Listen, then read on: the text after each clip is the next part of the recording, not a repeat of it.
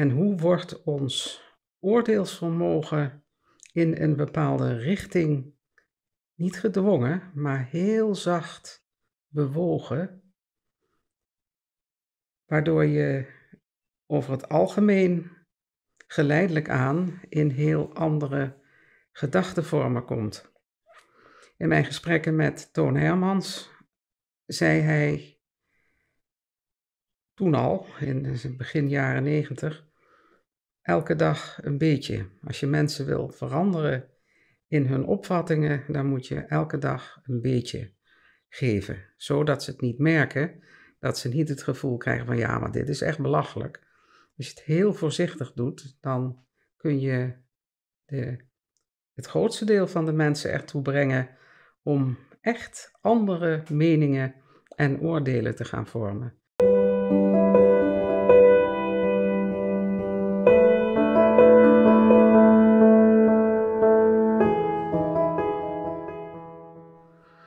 Ja, we hebben in de tijd dat corona zo prominent onder ons aanwezig was, heel veel gelegenheid gehad om naar aanleiding daarvan allerlei zaken te bespreken. Dat is voorlopig in een luwte gekomen, misschien ook wel voorgoed. Op zich is het natuurlijk wel zo dat een epidemisch gebeuren altijd toch ook begrensd is.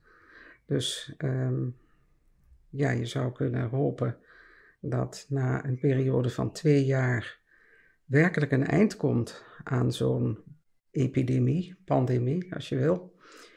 Dan, dat is tenslotte in het verleden vaker het geval geweest. Maar dan zou je kunnen zeggen, nou goed, dan hebben we nu een rustigere fase. Dat bleek al gauw niet het geval te zijn, omdat er een oorlog uitbrak tussen Rusland en Oekraïne, waar alle aandacht door werd opgeëist. En nog steeds is dat natuurlijk toch dagelijks nieuws wat je in de media voorgeschoteld krijgt. En ja, dan is de vraag, wat is nu eigenlijk aan het gebeuren in de wereld? En ik moest denken, toen ik me daarop aan het bezinnen was, aan verschillende dingen. In de eerste plaats is er in mei opnieuw, na een lange pauze, een fysieke bijeenkomst geweest in Davos, waar het World Economic Forum de elite van de wereld heeft ontvangen. Ik moet dan altijd, zeg ik even tussen haakjes, denken aan wat in de Bijbel staat, waar tot de elite gesproken wordt en gezegd wordt: u hebt uw beloning reeds gehad. In het Rijk der Hemelen ziet het er heel anders uit. Maar goed, dat even tussen haakjes. De elite wordt dan in Davos ontvangen en daar wordt een heel programma besproken. Dat is iets wat dus recent is gebeurd.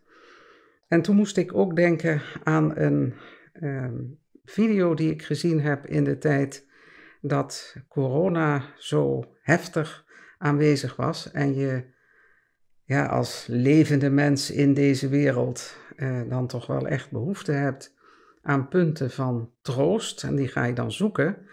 En zo was er op een gegeven moment een video, een interview met een Amerikaanse vrouw die waarschuwt voor een bepaalde gang van zaken die op gang gekomen is naar aanleiding van de Agenda 21 van de Verenigde Naties. Die agenda die bestaat al sinds het eind van de 20e eeuw. Dus eigenlijk de blik op de 21e eeuw heeft ertoe geleid dat er een soort van programma geconcipieerd is van punten die in de 21ste eeuw van belang zijn en die ook eigenlijk gerealiseerd zouden moeten worden. En daar hebben, ik geloof, alle landen in de wereld een handtekening onder gezet, onder dat programma. En als het ze niet allemaal zijn, dan zijn het maar 2 of 3 uitzonderingen. Dus dat programma is eigenlijk aangeboden aan alle regeringen en de regeringen hebben daar ja tegen gezegd. En zo'n handtekening betekent dan natuurlijk niet alleen dat je iets op papier, dat je daar met inkt wat onder zet, maar dat betekent ook dat je je verbindt. Dat er dus een verbondenheid is tussen de verschillende landen in de wereld en de Verenigde Naties met die agenda. En deze Amerikaanse vrouw, ze heet Rosa Koyer, die heeft al in 2011 een boek gepubliceerd met een buitengewoon interessante waarschuwing daarin voor deze agenda. En ik had dat interview gezien en dat had mijn interesse gewekt. Ik heb dat boek meteen besteld. Het heet Behind the Green Mask. En ik heb het in 1 ruk uitgelezen, omdat het niet eens zozeer is dat er zoveel nieuws in staat. Het is eigenlijk eerder omgekeerd. Je ziet al het bekende. Je leest over alle mogelijke bekende situaties. En je begint te zien dat die in een bepaalde agenda thuis horen. Zo hebben wij bijvoorbeeld in het dorp waar wij wonen een plein. Nou, niet heel groot, een dorpsplein. En daar omheen is nieuwbouw. En die nieuwbouw die bestaat eruit dat op de begane grond winkels zijn en dat daarboven appartementen zijn. Nou, deze Rosa Koyer die beschrijft hoe zij als vakvrouw, ze zat in de makelaardij, in haar woonplaats, Santa Rosa, te maken kreeg met merkwaardige plannen van omvorming van de ruimtelijke ordening in die stad. En omdat dat ook betrekking had op een gebouw waar zij zelf eigenaar van was, is ze daarin gesprongen, dus eigenlijk verder ook niet wetend waar ze aan begon. En toen heeft ze geweten waar ze aan was begonnen, want ze beschrijft dat dan stap voor stap, hoe ze eerst nog tamelijk naïef deelneemt aan gemeentelijke bijeenkomsten en hoe dan langzamerhand duidelijk wordt dat daar een bepaalde politiek wordt gevolgd en dat die zo wordt gevolgd dat je dus eigenlijk maar beter kunt instemmen, want als je dat niet doet, dan breekt er een psychologische oorlog uit tegen jou. Dus dan betekent dat je eruit ligt in de groep. En dat wordt heel heftig ervaren. En dat had zij natuurlijk ook. En ik denk, als je het zo leest, de meeste mensen trekken zich dan terug en denken, nou ja, laat maar. Ik ga daar niet meer heen en ze doen maar wat ze willen, maar ik doe er niet meer aan mee. Maar zij niet. Zij is eigenlijk een activiste geworden en heeft de gevechten tot in het uiterste uitgevochten. En heeft dus eigenlijk tijdens die processen meegemaakt wat je dan allemaal te beleven krijgt. En ze heeft ook de techniek beschreven die dus psychologisch gebruikt wordt bij vergaderingen van de gemeente bijvoorbeeld. Dat kun je dus dan ook opzoeken. Dat heeft een bepaalde naam. Dat heet de Delphi-techniek. En als je dat dan gaat lezen, dan denk je, ja, nou, je kent het allemaal. Het is niet alleen bij gemeentes zo. Je herkent het. Als je als mens deel hebt genomen aan bepaalde georganiseerde groeperingen, dan ken je die processen uit eigen ervaring. Maar zij beschrijft het zo vergaand dat je daar op een gegeven moment je ogen van open gaan. Dus ik zou echt iedereen willen aanraden om dat eens te lezen. En wat daar dan heel sterk de kern is dat in die agenda 21, dat daarin eigenlijk een hele reeks van idealen worden gegeven waar geen mens tegen kan zijn. Wanneer je het hebt over meer groen en bescherming van het klimaat en het bestrijden van discriminatie en het bestrijden van discriminatie van homofilie bijvoorbeeld, dat soort dingen, dan zullen de meeste mensen daarbij zeker ja knikken en zeggen ja, dat is heel goed dat dat zo gaat. En ook het bestrijden van de armoede in de wereld, het verzekeren dat ieder mens een woning kan hebben, zelfs kan kopen. Al die dingen die lees je en dan zeg je ja, nou, mooi dat ze dat zo oppakken en in de 21ste eeuw willen gaan proberen te realiseren. En zij laat dan eigenlijk zien dat de problemen die daar worden aangekaart, dat die natuurlijk echt wel reëel zijn, maar dat de wijze waarop die dan worden opgelost of worden aangepakt, dat daar eigenlijk het probleem ligt. En dat is dus iets wat we dan in de coronapandemie nog eens een keer hebben mogen beleven, hoe je daar natuurlijk toch wel met een in zekere zin echt probleem te maken hebt, maar hoe dan de oplossing van dat probleem eigenlijk het eigenlijke probleem is. En dat is dan die agenda 21, maar er is nu een vernieuwing van die agenda en die heet Agenda 2030. En dat heeft allemaal helemaal niets met complottheorieën of wat dan ook te maken, want je kunt het zo vinden. Je kunt die hele agenda op internet vinden en zien dat dat inderdaad de agenda van de Verenigde Naties is en dat die door vrijwel of alle landen in de wereld wordt onderschreven.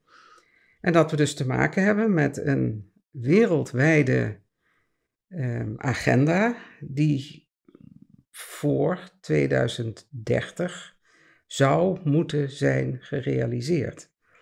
En dat zijn 17 doelen. En het leek me niet verkeerd om daar de komende keren eens naar te kijken, zodat we in de eerste plaats weten wat die doelen zijn. Weten dat je zal ze over het algemeen ook wel echt omarmen. Maar de manier waarop ze gerealiseerd worden en de achtergronden die achter die doelen liggen, die moeten we natuurlijk toch leren kennen. En dan zie je dat in 2019 er een verdrag is gesloten tussen het World Economic Forum en de Verenigde Naties om een bepaald doel van onder andere duurzaamheid te realiseren. Nou ja, ik heb dat boek gelezen en nogmaals, ik heb helemaal niet het gevoel gehad dat daar nieuwe dingen in stonden, maar voortdurend de indruk gehad, dit is eigenlijk wat je voortdurend tegenkomt, zowel in het groepsleven, in het gemeentelijke leven, in het regeringsleven, in het leven van bepaalde instanties, als ook in je, eigenlijk in je eigen bestaan, maar dan probeer je daar natuurlijk zelf niet zo mee om te gaan, maar je wordt erin mee geconfronteerd, dat is onvermijdelijk. En je zegt dan tegen jezelf, ja, dat weet ik, dat dat allemaal zo is, maar ik heb geen verband daarin gezien. En dat begin je dan wel te zien. En daar zou ik in een aantal video's op in willen gaan. Dat we eens kijken, waar worden we nou eigenlijk voortdurend mee belaagd in de media?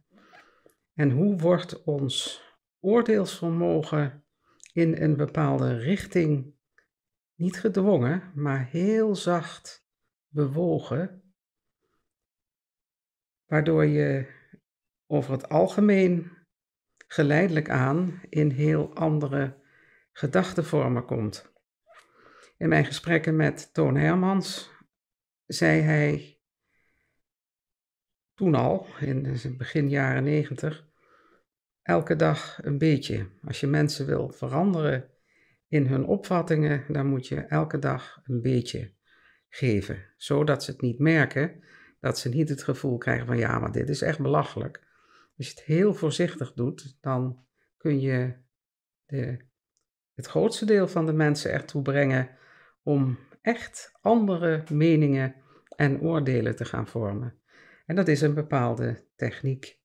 En daar zijn we, ik wil niet zeggen slachtoffer, want dat hoef je helemaal niet te zijn. Maar daar zijn we wel object van. En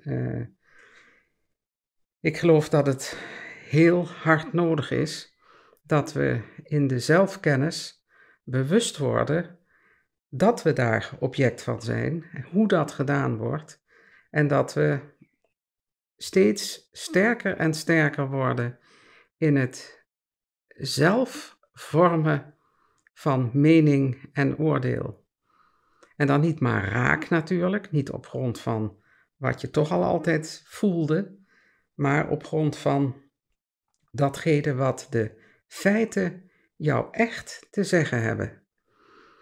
Ik heb daar inmiddels 2 boekjes over geschreven. Het eerste is Leer denken, waarin ik geprobeerd heb om door oefeningen een bewustzijn te wekken van hoe je dat eigenlijk doet, het vormen van meningen en oordelen. En in het tweede boekje, dat nu net verschenen is, onder de titel Leer voelen, heb ik geprobeerd dat verder te verdiepen, doordat je met behulp van ook weer oefeningen in jezelf kunt gaan constateren hoe jouw gevoelsleven in eerste instantie de feiten kleurt, hoe die feiten ook van buitenaf al gekleurd zijn, hoe je dus dan een heel merkwaardig palet van mengkleuren krijgt, maar hoe je dus in feite zover moet komen dat je de kleur van de eigen mening en oordeel leert erbuiten te houden, zodat je vol ontvankelijk wordt voor wat de feiten je eigenlijk te zeggen hebben. Ik heb de grootste bewondering voor deze Amerikaanse vrouw die doorgegaan is met ervaren wat er gebeurt als je je verzet. En ze is er nog steeds en ze is nog steeds in verzet. En ik denk dat we daar niet mee moeten beginnen met verzet, maar dat we moeten beginnen met inderdaad te ervaren hoe wij als mensen gemanipuleerd worden in de vorming van mening en oordeel.